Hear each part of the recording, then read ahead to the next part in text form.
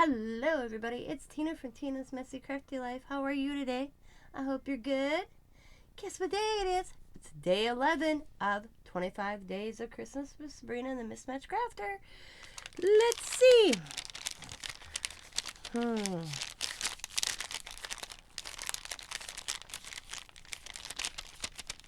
I don't know. Stuffy. Let's open it and see.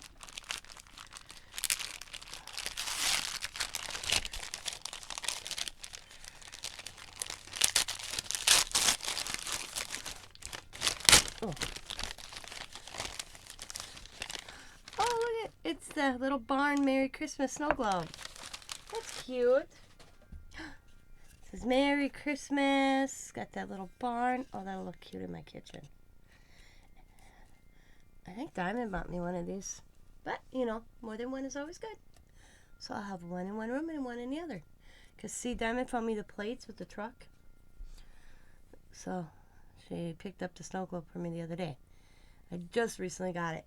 But thank you, Sabrina. I loved it anyways. Like I said, I like these little things. I like how them just tucked here and there. So, and I don't know if it's the same, actually. I don't remember. But thank you, Sabrina.